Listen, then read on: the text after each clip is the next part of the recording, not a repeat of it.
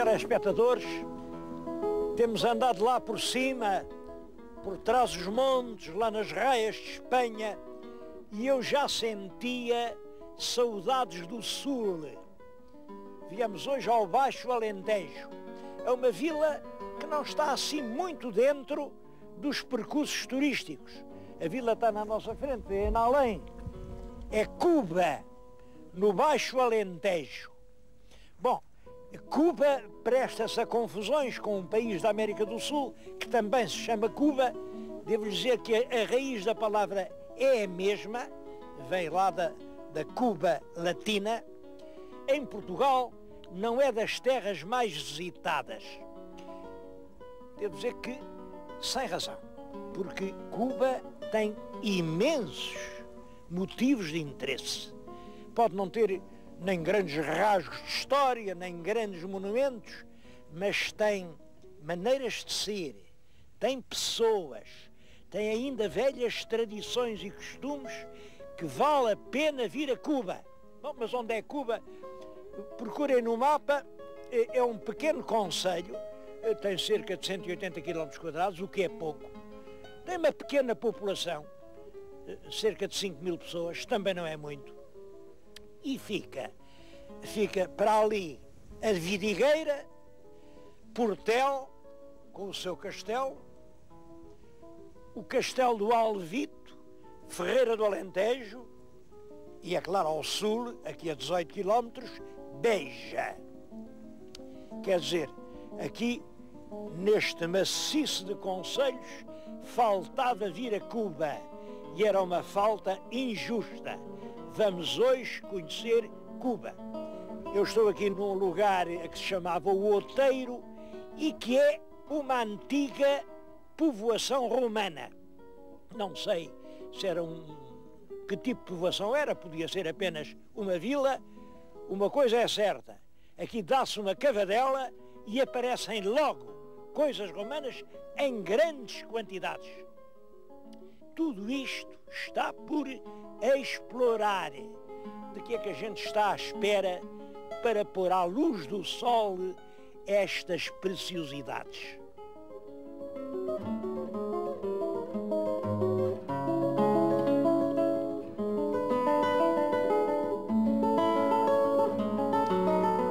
Há muitos milhares de anos que estes montes são habitados. A prova que temos disso são as antas. Havia aqui muitas antas. Como sabem, uma anta era uma sepultura coletiva. As sepulturas chegaram até hoje, porque eram feitas com grandes blocos de pedra, mas é claro, as povoações, que eram pobres abrigos de palha ou de taipa, desapareceram. Estou precisamente a falar-lhes num lugar a que se chama a Anta de Cima. No lugar onde havia aldeia, havia agora um monte alentejano.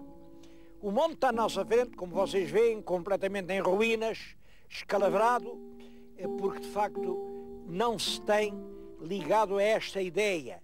Os montes do Alentejo são monumentos históricos, são eles que representam uma cultura rural que vem desde a época romana. Estão à venda, cada um faz o que quer. Neste caso, o monte ocupa a herdade onde estava a anta. Bom, e o proprietário, no seu legítimo direito, cercou isto de arame farpado. De maneira que eu quis lá ir ver a anta, passei o arame farpado, mas não consegui lá chegar. Os caminhos estão num tal estado e o arame farpado é tão severo e tão cruel que eu não consegui chegar à anta. Não sei se os senhores telespectadores conseguem vê-la de longe. Estou a falar nisto porque estou a pôr alguns pontos muito importantes. Primeiro, a situação dos monumentos pré-históricos e o direito do nosso acesso à cultura. Segundo, a situação do arame farpado e os direitos do senhorio privado. Terceiro, o estado a que estão a chegar os montes alentejanos e o que é preciso fazer para os salvar.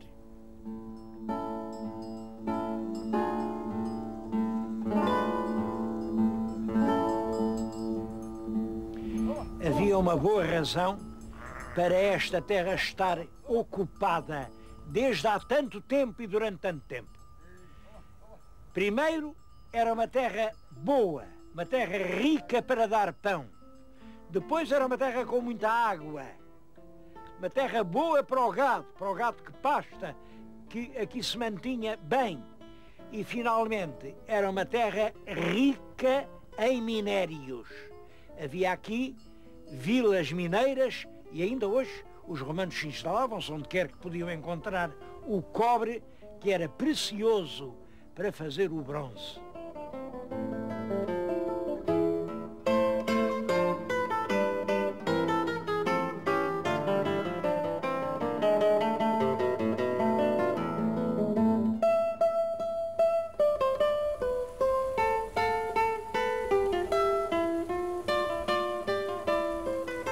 Em todo o concelho de Cuba há vestígios romanos, alguns muito importantes, como por exemplo aquele mosteiro de São Cucufate, que é uma antiga vila romana.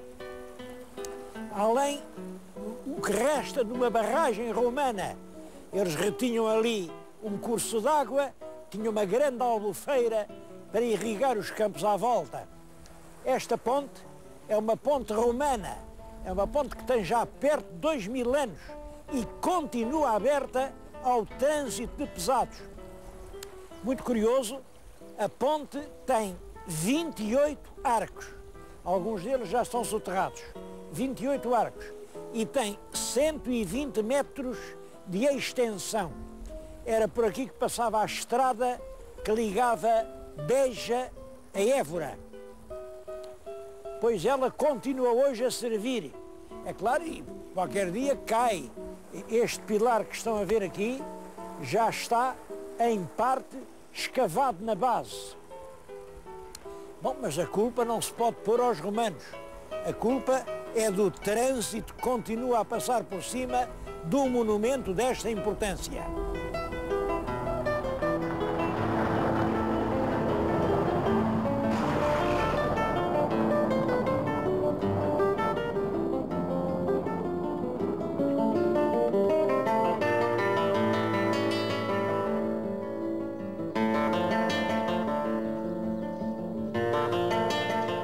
Costuma dizer-se que a vila de Cuba não é das mais interessantes do Alentejo. O Guia de Portugal até diz o contrário, diz que é das menos interessantes. Bom, só pode dizer isso quem não tenha percorrido as aldeias do concelho, que são das mais bonitas de todo o Alentejo. Eu estou-lhes a falar agora numa delas, em Vila Alva. Vila Alva quer dizer a Vila Branca, e realmente vista de longe é uma vila toda branca. Um nome muito bonito. Um nome muito bonito que foi inventado para substituir um nome muito feio. Isto antigamente chamava-se a Vila do Mau Cabrão. O Mau Cabrão, não sei o que era, mas era algum sujeito que aqui vivia e de quem as pessoas não gostavam. Bom, mas depois estes nomes muito feios trocam-se e ficou a Vila Alva. É lindíssima e mantém um ritmo de vida e uma beleza. Olhem, entrem-me naquele barbeiro. Toda a gente aqui do concelho, gente de Alvito, gente do Portelo, gente de Cuba, vai ali cortar o cabelo e fazer a barba. Não é por causa da tabela dos preços, não é por ser mais barato. O que eles dizem é porque ali há mais simpatia. Toda esta vila é encantadora. Bom, só que agora ela tem, parece que 700 habitantes. Há 20 anos tinha 1000. Há 40 tinha 2000. Há 70 tinha 3000. É uma vila que está a morrer. A morrer não digo porque vêm as pessoas de Lisboa, compram as casas, fazem aqui uma casinha de fim de semana, depois acabam por vir cá uma vez por ano. Bom, está a sofrer essa transformação. As pessoas daqui foram todas para Cuba. Depois de Cuba, passaram todas para Beja. E depois de Beja, estão a ir todas para Lisboa. E eu não sei se é aí que o processo acaba.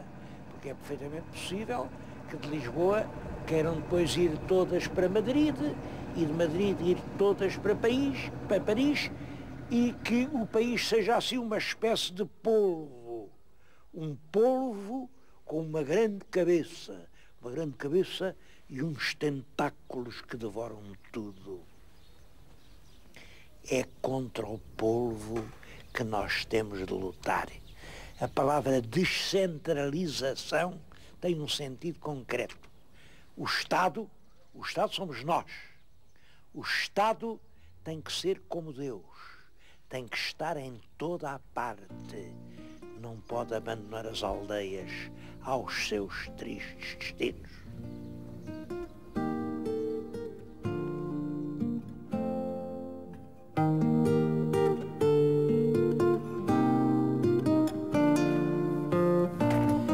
A grande riqueza da terra era, primeiro, o pão. Eu tenho aqui uma amostra deste pão delicioso. Isto era um petisco. Fazia o pão à volta e havia um chouriço no meio. E era isto que se comia. Está aqui uma senhora, ainda que usa os métodos tradicionais, a tirar o seu pão do forno. Este é que é o verdadeiro pão alentejano, cozido aqui com lenha da terra. O pão era muito. Aquele silo que estão a além ver, enchia-se todos os anos com 17 milhões de quilos de trigo, todos os anos. Bom, 17 milhões, imaginem o pão que isto dá. Depois do pão era o vinho. O vinho era tanto que eu penso que até o nome da terra, Cuba, vinha de que os frades, quando isto pertencia aos frades, tinham aqui uma grande cuba onde reuniam as vindimas da região. A seguir o azeite. Há aí oliveiras que têm mais de 700 anos. E por último, o gado. Ainda hoje há grandes manadas. Bom, uma terra que tem este pão, aquele vinho, um bom azeite e tanto gado, era uma terra rica. Bom, e é essa riqueza que hoje se vê, por exemplo, nas igrejas. O principal edifício histórico de Cuba é, com certeza, a Igreja Matriz. Ela é enorme, e foi começada a fazer no princípio do século XVI. Isto representa que já nessa altura a terra era importante, senão não fazia uma igreja tão grande. É muito possível que a iniciativa da igreja tenha a ver com o infante Dom Luís, de quem já lhes falei. Hoje é um templo notável, principalmente pelo revestimento de azulejos, que é um dos mais ricos e mais completos, ele está intacto, que existem em Portugal. Sabe-se que estes azulejos foram postos aqui no ano de 1667. Isto é extraordinário, porque em 1667 Portugal estava em guerra, ainda não tinha acabado a Guerra da Independência, que acabou em 68, e, portanto, é um esforço extraordinário. Não sei quem pagou esta obra. Para terem uma ideia da riqueza dos azulejos, peço que reparem no frontal do altar. Tem uma série de animais em baixo, depois uma série de aves entre flores, e é uma das peças mais belas de toda a azulejaria portuguesa.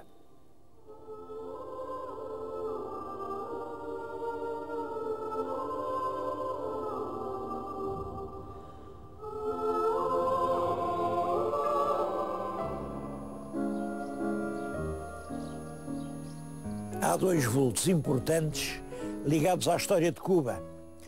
Um é o escritor Fiel de Almeida, o famoso autor dos Gatos.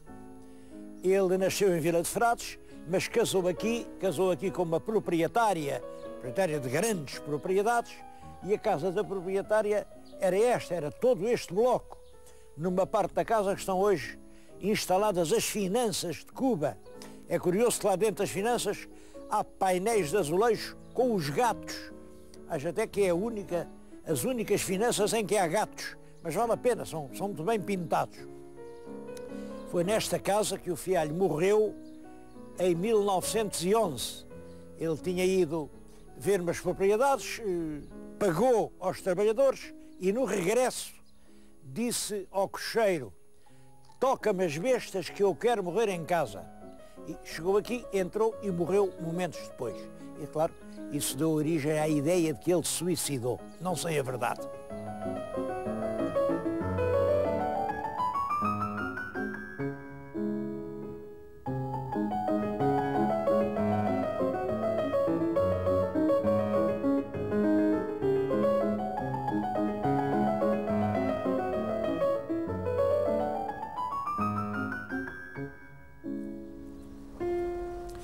A outra grande figura histórica ligada à história de Cuba é o infante Dom Luís.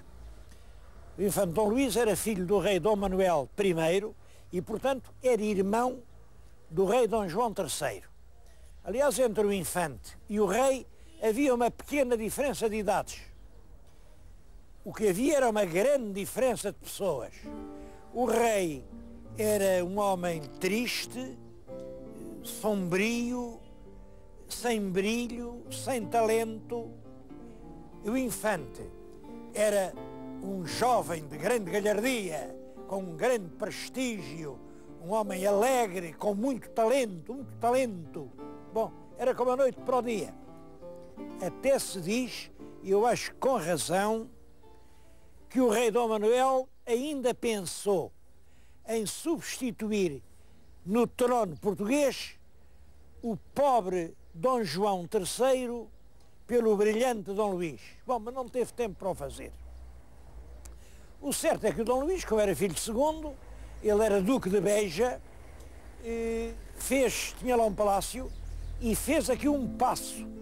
Ainda há ali uma Rua do Paço. A Rua do Paço vinha desaguar aqui no Largo do Paço. Eu estou-lhes a falar no Largo do Paço. Não deixe de ter pena, hoje o que ocupou o Largo do Paço é o Tribunal. E eu tenho uma certa pena que o Tribunal Judicial da Comarca da Cuba seja o mais desprezado edifício que existe em toda a vila. Não há razão nenhuma para isso.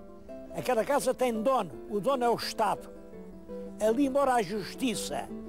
E a Justiça tem de estar limpa por dentro e por fora. Estou a dizer isto na esperança de que em breve esta vergonha acabe. Bom, mas estou a falar do infante Dom Luís. O infante Dom Luís tinha aqui um paço, julgo até que talvez fosse esta outra casa, que ainda tem uma certa estrutura de dois torreões. O paço tinha uma porta e quando o paço caiu, a porta era muito bonita e mudaram-na além para uma capela. Isso é muito interessante porque eu juro que foi o infante quem desenhou a porta. A porta tem uma série de romãs. A romã, como sabem, a romã tem uma pequena coroa. Mas todas as romãs estão a abrir, mas nenhuma delas abre completamente. Todas têm a coroazinha, mas nenhuma chegou a reinar. Exatamente como o infante Dom Luís. O infante Dom Luís podia ter reinado em Portugal, de acordo com as ideias do pai, mas não reinou. O infante Dom Luís teve o casamento tratado com a Maria Tudor e teria sido rei de Inglaterra. Bom, mas a França opôs-se e o casamento não se fez. O infante Dom Luís teve o casamento tratado com uma princesa francesa, mas aí opôs-se o Carlos V e ele não chegou a casar. O infante Dom Luís, a certa altura, foi nem mais nem menos que o Damião de Góis, o grande Damião de Góis, que estava lá na Flandres, pensou, isto é que dava um rei para a Polónia. Ora, o rei da Polónia tinha uma filha, a princesa Edviges, que andavam à procura de um noivo digno da princesa. O nosso Damião de Góis viu bem, este Dom Luís de Portugal é que dava um grande rei da Polónia. Foi à Polónia, esteve em Cracóvia, falou com o rei concordou. Falou com a princesa concordou O Damião Góis vem a Lisboa, fala com o rei de Portugal e o rei de Portugal não deixou fazer o casamento. Porquê? Eu não sei, mas não deixou. Mas foi só por causa disso que um príncipe português não foi rei da Polónia. Eu não sei se ele casou, se não casou, porque ele, a certa altura, vivia com uma mulher muito bonita chamada Violante, com a Violante Gomes. Era cristã nova, ficou com a alcunha de a Pelicana, não sei porquê. Era lá de cima de Torre de Moncorvo. Portanto, uma judia devia ser lindíssima. E dela teve um filho, chamava-se António, Dom António, o prior do Crato. O prior do Crato ainda apresentou certidões a provar que o Dom Luís casou com a Pelicana.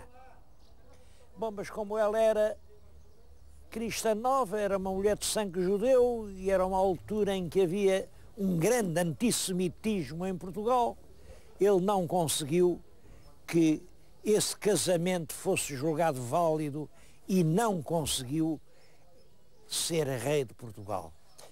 Esta história é realmente engraçada e aquele pórtico que aqui está ainda na Vila da Cuba mostra isso.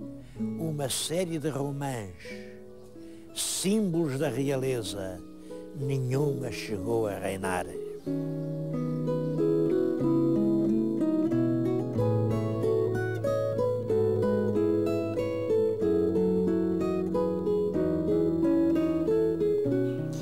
É claro que falta muito para ficarmos a conhecer bem o Conselho de Cuba. Não fomos à maior parte das freguesias, mas não há tempo para tudo. Mas eu queria acentuar que o grande encanto de Cuba não está nem nos monumentos muito antigos, não. Está especialmente na atmosfera humana que aqui se respira, na cordialidade da gente, uma maneira aberta, cheia de simpatia, que talvez transpareça nos grupos corais, grupos de cante, não é canto, é cante que eles dizem. Aliás, vamos acabar o programa ouvindo um grupo de cante, um grupo que já tem mais de 60 anos de existência. Eles disseram, foram fundados em 1933. Imaginem, desde 1933, as mudanças que tem havido, e aquele grupo são os ceifeiros de Cuba, sempre a cantar. Vamos ouvi-los cantar daqui a pouco. Mas antes queria-vos falar na cozinha alentejana. Claro que a cozinha, no Baixo Alentejo, é a cozinha tipicamente alentejana. Tinha baseada essencialmente no pão e no aroma das ervas. Mas há um petisco que eu queria referir em especial. É o ensopado de borrego à pastora. À pastora, porque é exatamente assim que o pastor, quando pode matar o seu borrego, o come. É cortado em pedaços, é cozido com muito cuidado, porque a água não pode ficar com espuma nenhuma, tem que ser cozido até a água ficar límpida. Depois é temperado com louro, com sal, com azeite, tem um raminho de hortelã e é assim que é comido. É completado com, é claro, com o pão, com o eterno pão, que está aqui simplesmente em água quente. Devo dizer que o borrego comido assim é uma beleza. Quando o senhor telespectador vier a Cuba, peça o ensopado de borrego à pastora. E agora vamos ouvir o grupo Os Ceifeiros de Cuba. Eu escolhi este grupo apenas por uma razão. Eles aqui no Conselho há 7 grupos corais. 7, 4 masculinos e 3 femininos. Bom, esta ideia dos grupos, os 3 grupos femininos, são mais modernos, porque o cantar tradicional era com os homens. Há 4 grupos masculinos. Eu tinha que escolher um dos 4 e só me pude servir disto. Fui ao mais antigo. Vão ouvi-lo e vão ver como realmente é impressionante ouvir esta gente cantar.